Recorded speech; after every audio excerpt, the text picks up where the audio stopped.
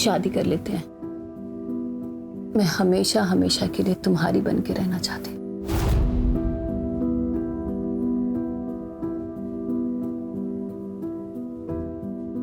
चल कर लेते हैं, पर तुम्हें आशीष को डिवोर्स देना होगा।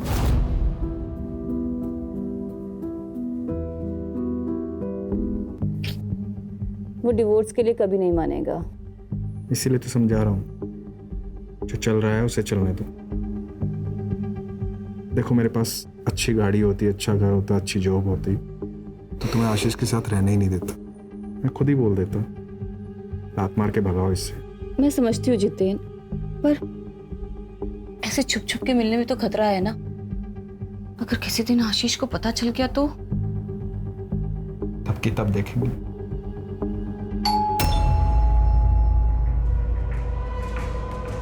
हे भगवान, वो आज इतनी जल्दी कैसे आ गए? तुम चुप हो जल्दी से।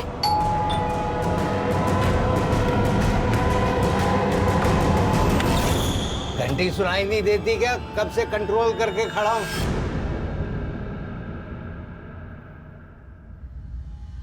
यहाँ टंकी फुल है मेरी, अभी खोलती नहीं तो यहीं टंकी खाली कर देता।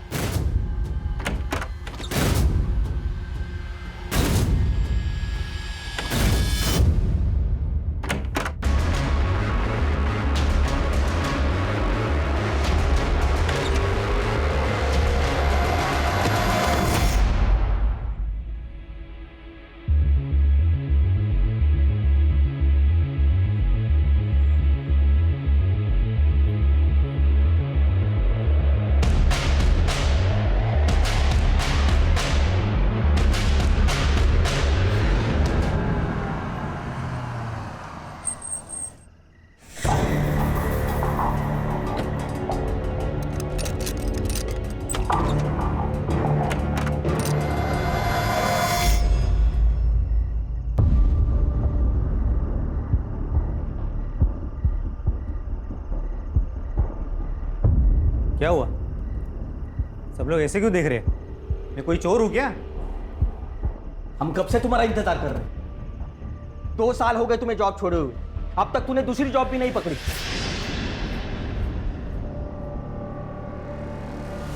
तुम्हें पता भी है 5 लोगों के परिवार के लिए कितना खर्चा आता है?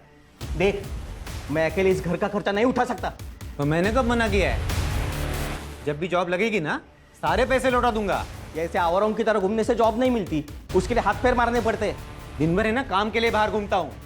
अगर इतना लग रहा है ना, तो तुम्हारे कमाई का एक निवाला नहीं खाऊंगा कल से। मुझे पता है जॉब कैसी ढूंढी जाती है, ज्यादा भाषण देने की जरूरत नहीं है।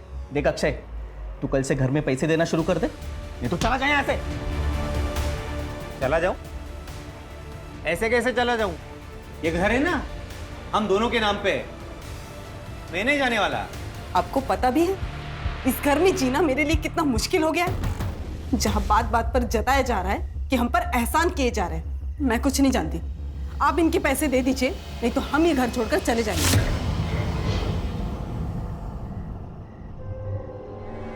कोई कहीं नहीं जा रहा है। मेरे बेटे मेरे साथ एक ही छत के नीचे रहेंगे। हाँ तो पूछिए नहीं इससे, जॉब नहीं करता तो दिन भर कहाँ घूमता रहता है? दिन भर जहां भी रहता हूं ना, आपके लिए अच्छा ही है ना। मेरे हिस्से का 2 वक्त का खाने का पैसा बच जाता है। कैसी बात कर रहे देवर जी? अनुराग ने कब आपको घर में खाना खाने के लिए मना किया?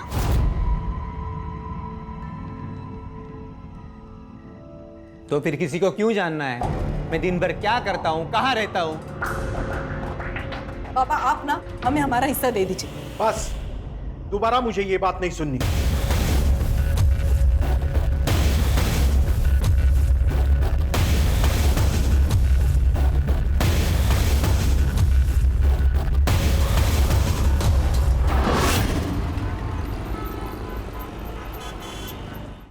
सुनिए, वो मुझे कुछ पैसे चाहिए थे, वो घर का थोड़ा सामान लेकर आना है। अभी 2 दिन पहले ही तो दिए थे 1000 रुपए। सुनो, क्या 2 दिन पहले? हाँ, जैसे तुम्हारी दारू महंगी हो रही है ना, घर गृहस्थी का सामान भी महंगा हो रहा है। दारू पीने के पैसे हैं तुम्हारे पास, पर घर गृहस्थी के सामान के लिए पैसे नहीं है। हाँ नहीं है पैसे, कर ले जो करना है। अरे, मैं तुम्हें जाने नहीं दूंगी। मुझे पैसे चाहिए, मतलब पैसे चाहिए। हाथ छोड़, हाथ छोड़। अरे सुनो,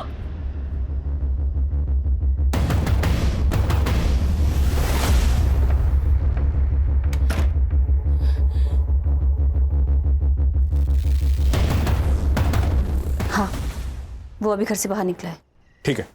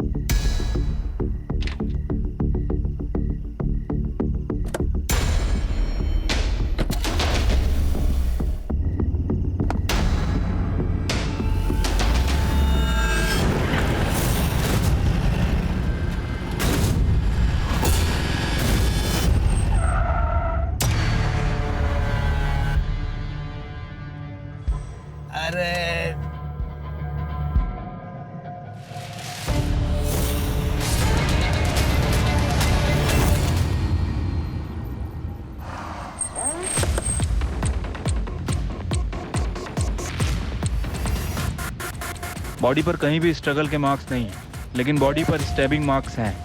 शायद मर्डर नहीं चाहता था कि कोई इसे पहचान सके।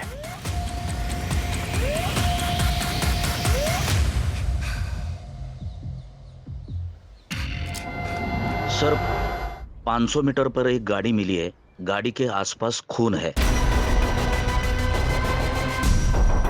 सर गाड़ी में कुछ नहीं मिला।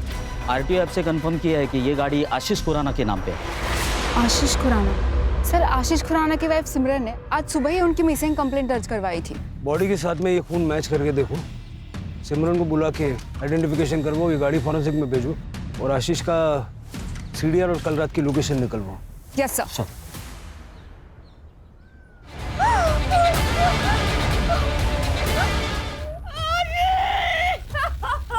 तृप्ति,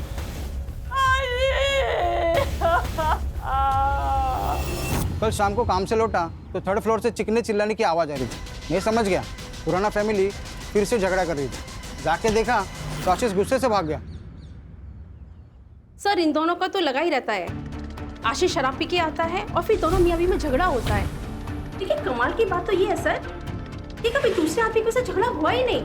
कौन दूसरा आदमी? सर एक आदमी है, जब आशीष घर पे नहीं होता है ना तब वो घर पर आता है। मैं उसे जानती नहीं हूँ, लेकिन हाँ मैं उसे देखूंगी तो जरूर पहचान जाऊंगी।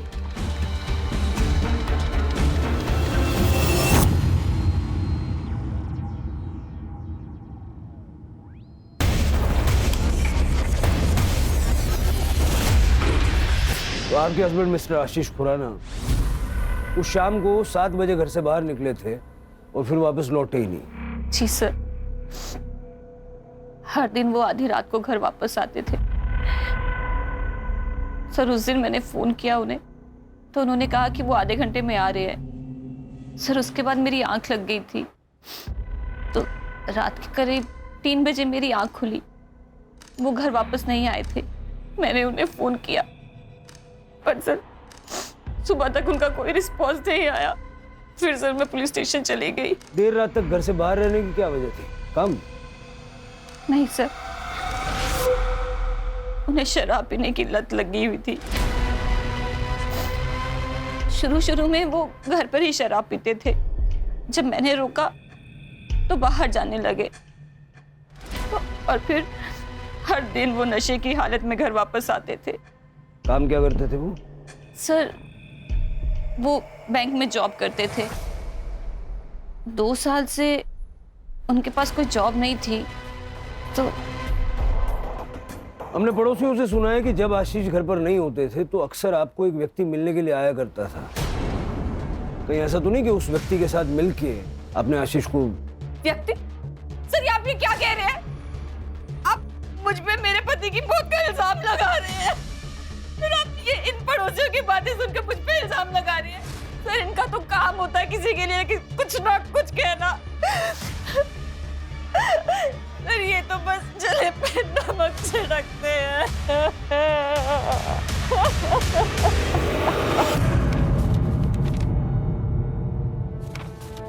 क्या इस आदमी को जानते हो? हाँ मैडम, यह आदमी तो कल रात को यहाँ पर बैठ के दारू पी रहा था। करीब 11:15 बजे ना वो यहाँ से निकल गया। अब अकेला था या इनके साथ कोई और भी था? नहीं, अकेला था वो। मुझे सीसीटीवी फुटेज चेक करना है। ठीक है, कर सकते हो।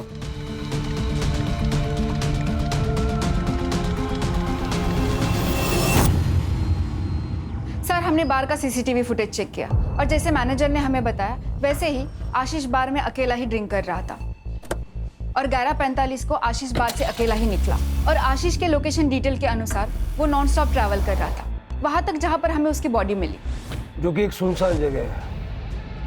आशीष अकेला गाड़ी चला रहा था, इसका मतलब किसी ने रास्ते में उसे रोका और उस पर हमला किया। ये 12 तारीख की रात का मालजीपाड़ा का डंप डेटा निकल हुआ। Yes sir. Sir, PM report और फॉरेंसिक रिपोर्ट आ गई है। सर, रिपोर्ट के हिसाब से उसकी मौत 12 तारीख की रात 12 से 13 तारीख की सुबह 3 बजे के बीच में हुई। मल्टीपल स्टैबिंग और एक्सेसिव ब्लड लॉस। और सर, उसके लंग्स में धुएं के ट्रेसेस नहीं मिले, मतलब कि उसे मारने के बाद जलाया गया। और सर, फॉरेंसिक में कुछ खास नहीं है, उसकी कार में उसके अलावा किसी के फिंगरप्रिंट नहीं है।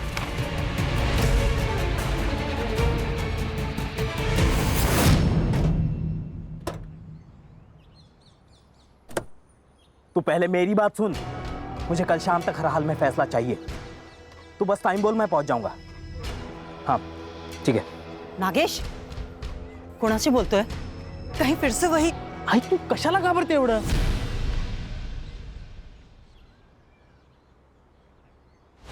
अरे दे, मैं सब ठीक कर दूंगा। चल ठीक है, बाय।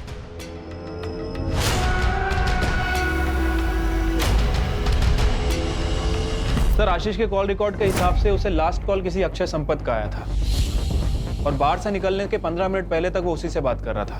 बार के सीसीटीवी फुटेज में भी दिखा है सर। अक्षय संपत? हाँ सर, और इसके कॉल रिकॉर्ड में किसी जितेन शाह का भी नंबर मिला और ये तीनों लगातार टच में थे। इनफैक्ट दिन में 2 से 3 बार बात भी किया करते थे। डंप डेटा का क्या हुआ? सर, आज शाम तक मिल जाएगा। सर, मैं जितेन और आशीष बरसों पुराने दोस्त थे। मुझे तो अभी भी यकीन नहीं हो रहा कि आशीष अब हमारे बीच नहीं है। 12 तारीख की रात को आप दोनों के बीच काफी बातें हुई थी फोन पे। क्या बात हुई थी? सर, जनरली ऐसे ही फ़ोन किया था, इधर उधर की बातें की और रख दिया। उस वक्त तुम कहाँ थे? मैं घर पे ही था।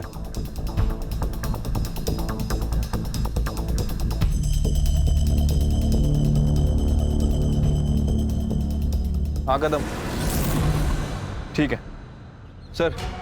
ये जितेन के पेरेंट्स का कहना है कि 13 अक्टूबर को वो सूरत गया था काम के सिलसिले में। मर्डर के नेक्स्ट डे बाहर चला गया। उसको फोन करके बुलवाओ और ये अक्षय की स्टोरी चेक करो।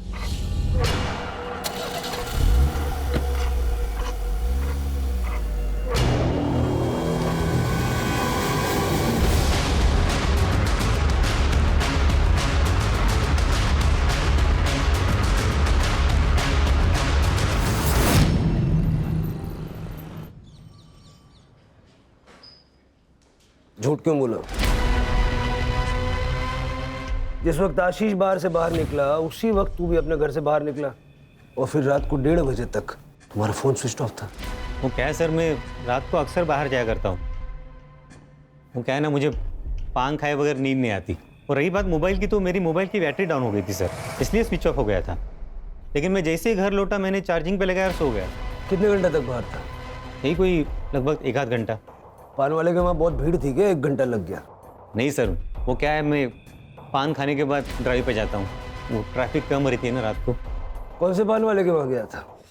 चौराहे पान वाला सर। अक्षय साहब, वो तो हमेशा आते रहते साहब। उस रात को भी करीब 12 बजे आए थे। तो मैं इतना यकीन कैसे है?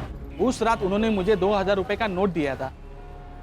मेरे पास भी छुट्टा नहीं था, उन्होंने मेरे पे भरोसा कर लिया। वो बोले मैं रोज आते रहता हूँ, बाद में पैसे लेके जाऊंगा।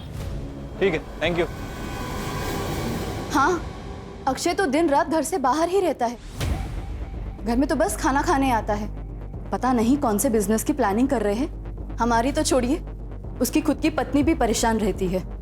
मतलब दिन भर वो काम की वजह से घर पे नहीं होता है। सालों से उसे पान खाने की आदत है, तो रात को 1-2 घंटे के लिए वो बाहर चला जाता है। सर, पूरे घर का माहौल खराब करके रखा इसने। इसकी इन आदतों की वजह से हमने पूछना भी बंद कर दिया है। आप तो अक्षय की पत्नी है, आपको तो पता होगा ना कहाँ कितना वक्त गुजारते हैं आपके पति। सर, मैं ज़्यादा कुछ पूछती नहीं हूँ उन्हें। जब तक वो आता है मैं सो जाती हूँ, इसलिए हम दरवाजे को लॉक भी नहीं करते, ताकि उन्हें जब भी आना हो रात को वो आ जाते हैं।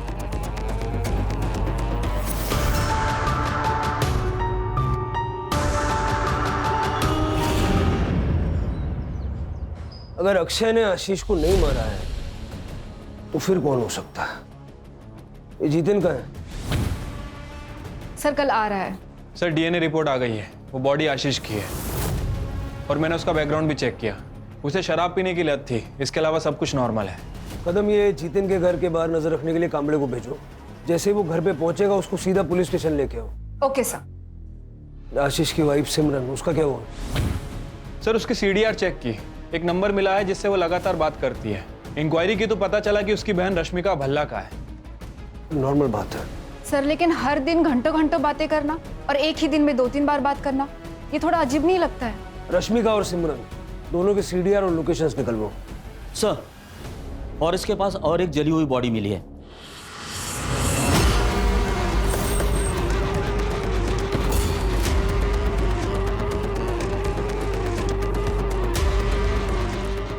बगा जरा। सर,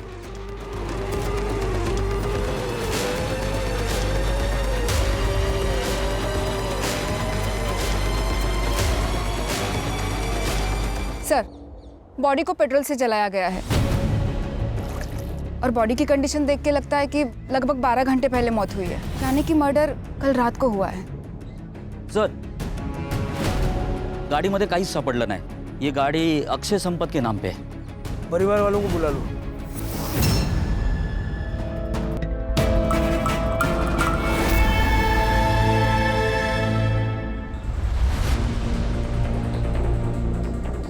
हमें बॉडी पर से ये वॉलेट, कपड़े और ये घड़ी मिली है। ये तो अक्षय के है सर। हमें आप लोगों का डीएनए टेस्ट करना पड़ेगा ताकि पता चल सके कि अक्षय की ही बॉडी है।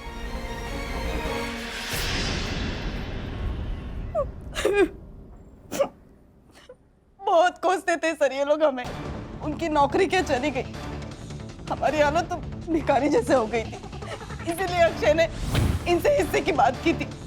सर, मैं अपने फैमिली को टूटने नहीं देना चाहता था, इसलिए मैंने उसे हिस्सा देने से मना कर दिया था। सर, ऐसा कौन सा बाप है जो अपने बेटे की बुरी आदतों की वजह से उसे ना डांटे? 2 साल हो गए सर और जॉब ना मिले, कैसे हो सकता है सर?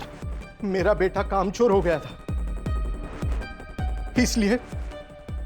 इसलिए मैं उसे सही रास्ता दिखाना चाहता था।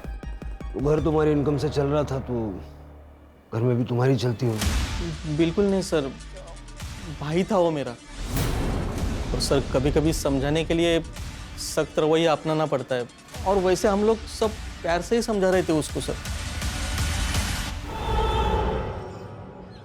पहले आशीष और अब अक्षय, 2 दोस्तों की मौत हुई है। ये इत्तेफाक है या सोची समझी साजिश? दोनों मर्डर्स के बीच में कोई कनेक्शन नजर आ रहा है? नहीं सर। सिवाय इसके कि दोनों दोस्त थे और दोनों को मारने का तरीका सेम है। कुछ तो है जो हमें सतह पे नजर नहीं आ रहा, कुछ ऐसा जो इन दोनों के या तीनों के पास से जुड़ा हुआ है। सर, जितिन आ गया। क्या? अक्षय नहीं रहा? उसका मर्डर हुआ है उसी तरह जैसे आशीष का हुआ। जब ये सब हुआ तुम कहाँ थे? सर, डायमंड के बिजनेस में हाथ आजमाना चाहता था। सूरत गया था अपने कजिन के पास, उसका डायमंड पॉलिशिंग का काम है। तुम्हारे अक्षय और आशीष के बीच में रिश्ते कैसे थे? तीनों गहरे दोस्त थे सर, एक दूसरे के बहुत करीब। लेकिन अब तो मैं अकेला।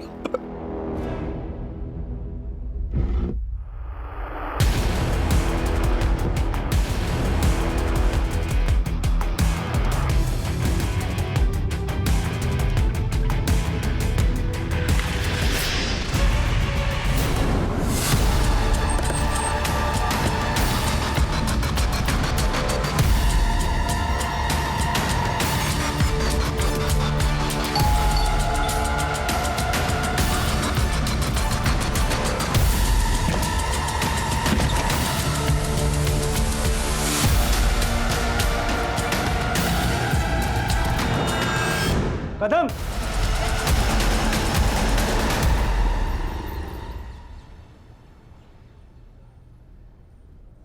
तुम्हारे साथ क्या हुआ था?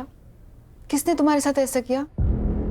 अक्षय अक्षय संपत ने किया। अक्षय संपत? मैम मैम मैं फंस चुकी हूँ, प्लीज मदद कीजिए। क्या यही है वो आदमी?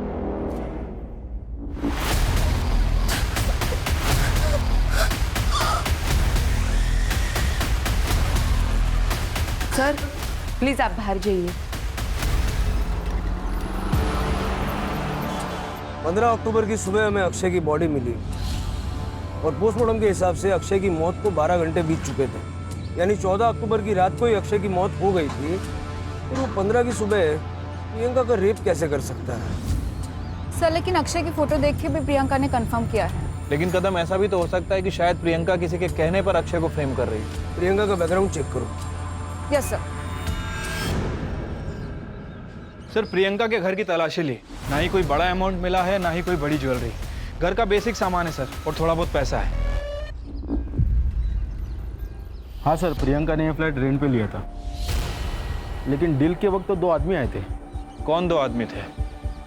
सर मैंने प्रियंका के बैंक डिटेल्स चेक किए। अक्षय संपत के साथ साथ एक और आदमी प्रियंका को मंथली अलाउंसेस दे रहा था। कौन? सर ये सच है कि प्रियंका से रिलेशन बनाने के लिए मैं उसे पैसे देता था, पर इसमें गलत क्या है? ये मेरे और उसके बीच की सेटिंग थी। सही गलत के बारे में तो मैंने पूछा ही नहीं, मैंने सिर्फ इतना पूछा कि ये सच है या नहीं। आशीष का क्या? आशीष का इस मैटर से कोई लेना देना नहीं था। प्रियंका वाले मामले में मैं और अक्षय इन्वॉल्व थे। प्रियंका ने कहा कि 15 अक्टूबर की सुबह अक्षय ने उसका रेप किया। कैसे हो सकता है? क्योंकि अक्षय तो 14 अक्टूबर की रात को मर चुका था। उसके पूरे शरीर पे चाकू से वार किए गए और बाद में पेट्रोल डाल के उसे जला दिया गया, और वो बॉडी अक्षय की ही थी क्योंकि उसका डीएनए उसके फादर के साथ मैच हो गया। तो इस बारे में अगर तुम कुछ भी जानते हो, ये सही वक्त है, बता दो। सर ये हो कैसे सकता है? मेरी तो समझ में कुछ नहीं आ रहा। मैं समझाता हूँ। तुमने और प्रियंका ने मिलके अक्षय और आशीष को मारने का प्लान बनाया। तुम्हारा मोटिव क्या था? पैसा या कुछ और? सर ये आप क्या कह रहे हैं? आप इल्जाम लगा रहे हैं मुझ पे। मेरा इन दोनों मर्डर से कोई वास्ता नहीं है सर।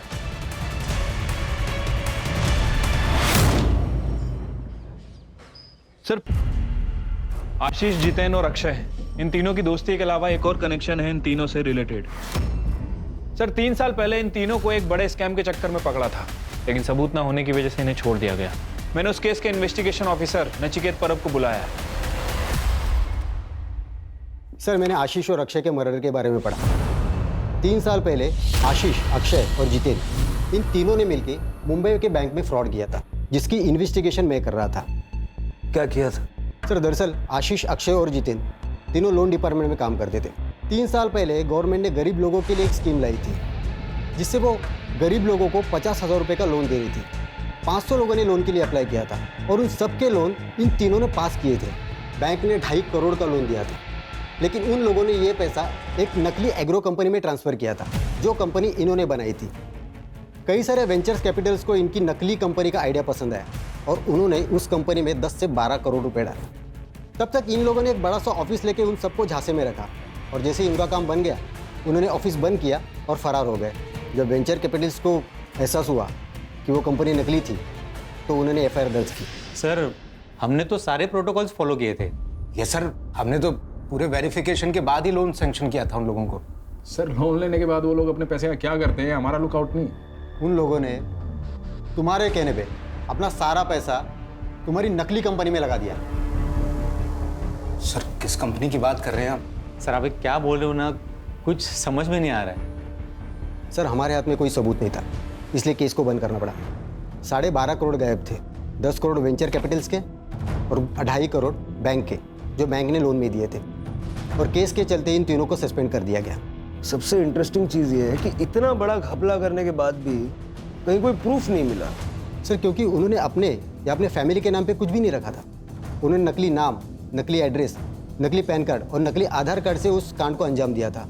और रजिस्टर ऑफ कंपनी में भी उन्होंने किसी को घूस खिला के अपनी कंपनी रजिस्टर करवाई थी, इसलिए किसी ने अच्छे से कंपनी की जांच पड़ताल भी नहीं की। तो ये थी वो मिसिंग कड़ी। तो तुमने जितेन की मदद इसलिए की ताकि वो अक्षय और आशीष को मार के उनका सारा पैसा हथिया सके। मैंने कुछ नहीं किया है, मैं तो खुद एक विक्टिम हूँ। पापा अक्षय और जितेन अंकल के लिए काम करते थे। उनकी डेथ के बाद मैं और मम्मी बहुत अकेले हो गए थे। मुझे अपनी आगे की एजुकेशन के लिए पैसे चाहिए थे। मैंने जितेन अंकल को कहा, उन्होंने मुझे बुलाया और मेरा फायदा उठाया। बाद में अक्षय अंकल ने भी यही किया। तुम्हारी कहानी पे कैसे यकीन करें? अक्षय की 14 तारीख की रात को मौत हो गई थी, फिर 15 तारीख की सुबह को वो तुम्हारे साथ कैसे हो सकता है? मैं कसम खा के कहती हूँ, मैंने कुछ भी झूठ नहीं बोला है। उस दिन सुबह अक्षय ही था। कल हॉस्पिटल से डिस्चार्ज मिलेगा, शहर छोड़ के नहीं जाना। ये जितेन अभी भी प्रियंका की बिल्डिंग में जाता है सर, और जिस दिन प्रियंका हॉस्पिटल में थी ये उस दिन भी उस बिल्डिंग में गया था। पैसे ढूंढने गया होगा। सर हमने तो फ्लैट को बहुत अच्छे से चेक किया था, हमें तो पैसे नहीं मिले सर। सिमरन से मिलने गया होगा। ये बिल्डिंग में तो रेगुलर जा रहा है और बिल्डिंग के सीसीटीवी में इसे देखा भी गया, लेकिन किस फ्लैट में जाता है ये बताना बहुत मुश्किल है। सर, रश्मिका के CDR रिपोर्ट आ गया है, सेम पैटर्न है। सिमरन से कॉल, दिन में कई बार और लंबे समय तक बातें की है। ये रश्मिका रहती का?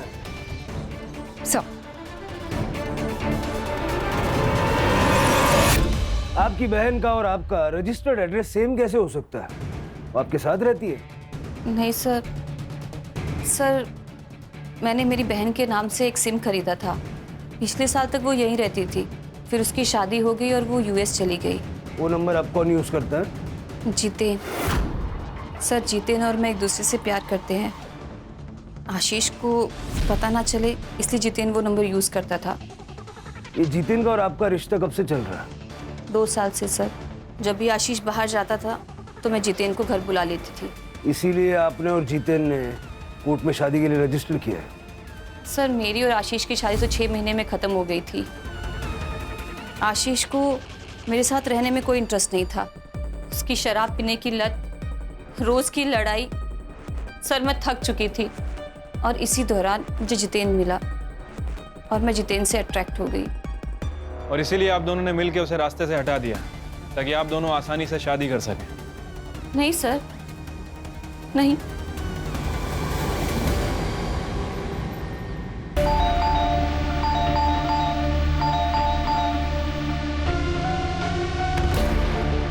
सचिन अच्छा हुआ तुम आ गई।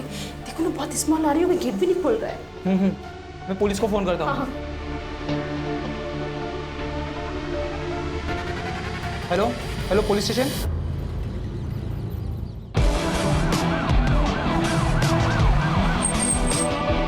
अरे चला बाजू लगा, बाजू लगा पटकर। सर ये मकान मालिक है, इन्होंने फ़ोन करके मुझे बुलाया था। दरवाजे के अंदर से बदबू आ रही थी सर।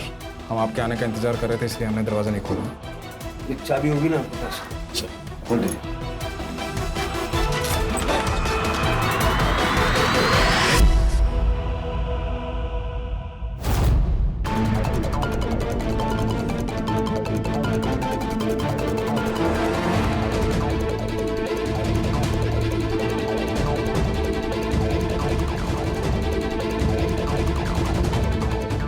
सर ये सुसाइड नोट मिला है। पुलिस को सब कुछ सच बताने की बात थी। पुलिस मुझे ही मर्डर्स का जिम्मेदार मान रही है। जब पुलिस ही गलत इल्जाम लगाएगी तो मैं किसके पास मदद के लिए गुहार लगाऊं? मैं पूरी तरह निराश हो चुकी हूँ, इसलिए मैं अपनी जिंदगी खत्म कर रही हूँ। सर आशीष और अक्षय की मर्डर की इन्वेस्टिगेशन कहाँ तक पहुंची है? देखिए इन्वेस्टिगेशन अभी चल रही है, अभी कुछ कह नहीं सकते। आप लोग कुछ कहते ही क्या है सर? 2 लोगों का मर्डर हो चुका है और दोनों के ऊपर 12 करोड़ की लूट का इल्जाम है। एक लड़की ने सुसाइड कर लिया, चाहे तो आप उसको बचा सकते थे अगर आप अपना काम ढंग से करते तो, लेकिन आप लोगों ने ऐसी कोई कोशिश नहीं की। जवाब दीजिए सर। मैम अभी इन्वेस्टिगेशन चल रही है, जो भी अपडेट होगा हम आप लोगों को बता देंगे। प्लीज चलिए आप लोग। सर आइए। सर आप रात को सुकून की नींद कैसे सो पाते हैं ये जानते हुए कि आपकी वजह से किसी की मौत हो गई है? क्या आपको बुरा नहीं लगता इस बात का? जवाब दीजिए सर, हम सब जानना चाहते हैं इस बारे में। आप लोग प्लीज चलिए। लेकिन सर हमारे सवालों का क्या? मैडम आगे बात चला।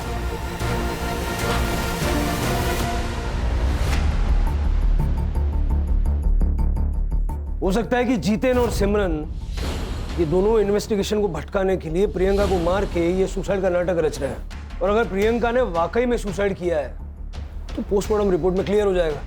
प्रियंका ने कहा कि अक्षय संपत ने उसका रेप किया, जबकि अक्षय तो एक दिन पहले ही मर चुका था। प्रियंका सच बोल रही थी।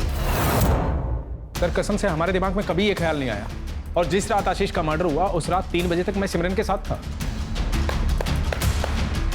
कहानी बहुत अच्छी है, बहुत बढ़िया, लेकिन इस कहानी में ट्विस्ट है। 2 को-कॉन्स्पिरेटर्स की गवाही तो चलेगी नहीं। आशीष को मारा पैसों के लिए और प्रियंका को मारा हमारा ध्यान भटकाने के लिए। सर ये आप बार बार क्यों कह रहे हैं? जो मैंने किया ही नहीं उसको क्यों बुलवाना चाह रहे हैं आप मुझसे? सर ये गोविंद संपत परिवार की हिस्ट्री चेक की है, पता चला है कि गोविंद की गीता नाम की भाभी है। ये गोविंद गीता को कुछ पैसे भी ट्रांसफर किया करता था, और गीता का एक बेटा भी है, नागेश नाम है उसका। और गीता ने पनवेल पुलिस स्टेशन में उसकी मिसिंग कंप्लेंट भी कराई है। 14 तारीख से गायब है, 14 अक्टूबर से।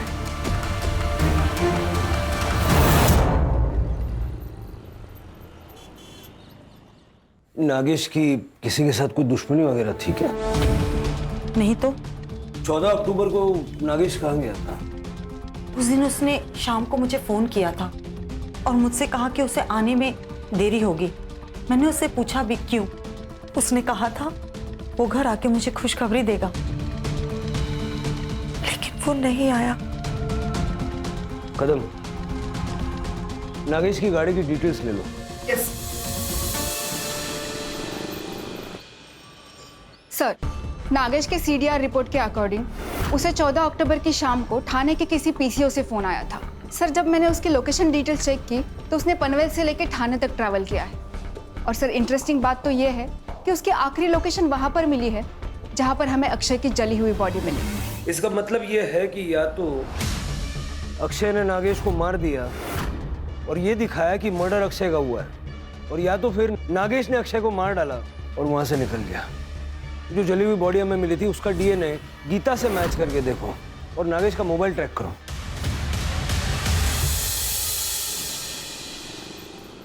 सर ये नागेश का फोन थोड़ी देर पहले पुणे में ऑन हुआ था, लेकिन स्विच ऑफ हो गया। सिम कार्ड डीलर को ट्रेस। सर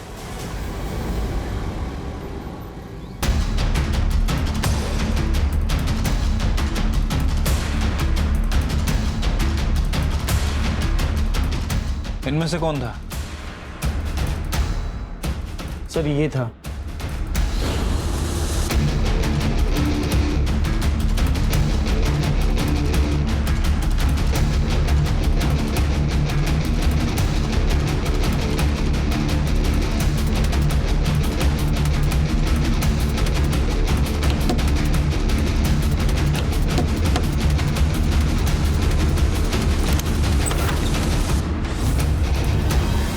मैं संपत परिवार के पड़ोस में ही रहती थी। गोविंद शादीशुदा थे, फिर भी हमें एक दूसरे से प्यार हो गया और उसने मुझसे मंदिर में शादी कर ली। और जब मैं प्रेग्नेंट हुई तो उसने मुझे पनवेल वाले घर में शिफ्ट कर दिया ताकि हमारे रिश्ते के बारे में किसी को पता ना चले। लेकिन हाँ, गोविंद की पहली बीवी के बच्चों से उसकी कुछ लड़ाई चल रही थी।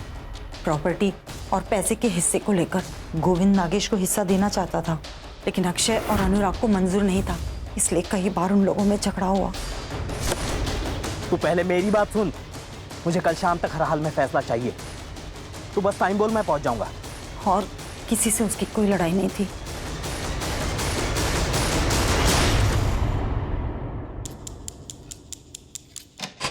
मुझे ये बताओ 12 तारीख की रात को क्या हुआ था? सर मैंने आशीष को फ़ोन किया।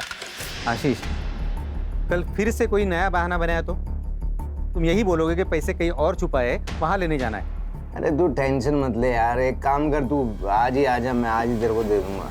तो तूने सोचा कि सारा पैसा तू ले लेगा? सर मेरे मन में लालच आ गया था। सबसे पहले मैं चौरसिया पान वाले के पास गया और इस बात का ध्यान रखा कि उसे याद रहे कि मैं उसकी दुकान पर आया था। मैंने उसको 2000 का नोट दिया और बोला कि छुट्टा बाद में ले लूँगा।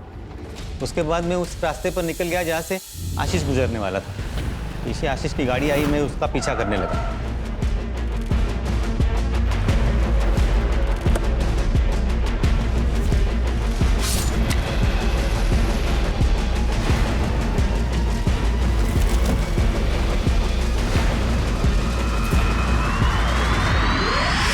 सर, बैंक के फ्रॉड से हमें 12.5 करोड़ रुपए मिले थे।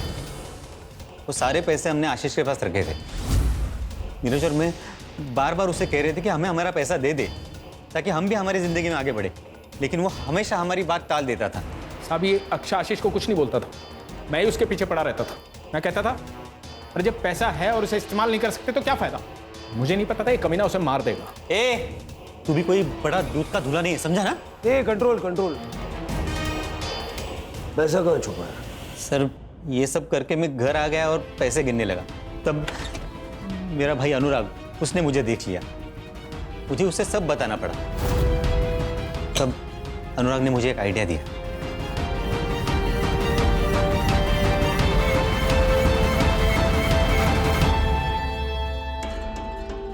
देखिए, आशीष के मर्डर केस में ना चांसेस है कि पुलिस तुझ पे शक करे, क्योंकि उसे लास्ट कॉल तूने किया है। और ये भी हो सकता है कि वो जो पान वाला है वो तुझे याद नहीं रखे तो फिर अभी क्या करना चाहिए? देख भाई, तुझे मरना होगा। क्या? अरे मतलब तेरे नाम पे किसी और को मरना होगा। लेकिन ऐसा है कौन? तो तुम दोनों ने मिलके नागेश को मारने का प्लान बनाया ताकि नागेश का और गोविंद का डीएनए आसानी से आपस में मैच हो जाए और ये प्रूव हो जाए कि मरने वाला तू है। सर, नागेश ने पहले से ही प्रॉपर्टी के हिस्से को लेकर हमारे नाक में दम कर रखा था, तो हमने सोचा कि एक ही तीर में दो शिकार हो जाएंगे। 14 अक्टूबर को हमने नागेश को फ़ोन करके ये कहा कि हम लोग उसे प्रॉपर्टी के हिस्से में शरीक करने को तैयार हैं। उस बारे में बात करने के लिए हमने उससे थाना बुलाया।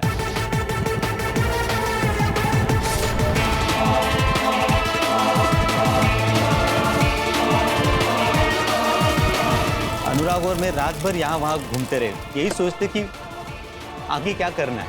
तब अनुराग ने मुझे बताया कि उसे सब कुछ सेट करने के लिए कुछ वक्त चाहिए।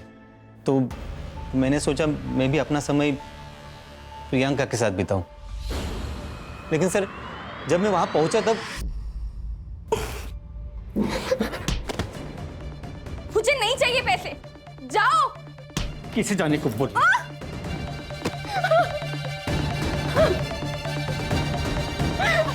तब तक अनुराग ने पुणे में मेरे लिए टैक्सी ड्राइवर के जॉब का इंतजाम करके रखा था। मैं प्रियंका को उसी हालत में छोड़कर पुणे चला गया। वहाँ जाकर मैंने नागेश की गाड़ी बेच दी और नकली आधार कार्ड बनवाए। चार्जशीट बनाओ और वो अनुराग को ढूंढ के ले आओ। चलो।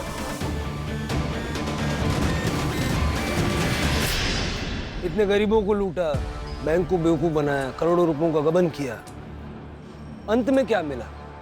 पैसा जरूरी है, लेकिन अनैतिक रूप से कमाया हुआ पैसा क्या वाकई आपके काम आ सकता है? सर, जैसे आपने बताया था, मैंने प्रियंका के होम टाउन का एड्रेस निकाल के उसकी माँ को पानीपत में खबर पहुंचा दी है और उनको ये भी बताया है कि उनकी बेटी कॉल सेंटर में जॉब करती थी।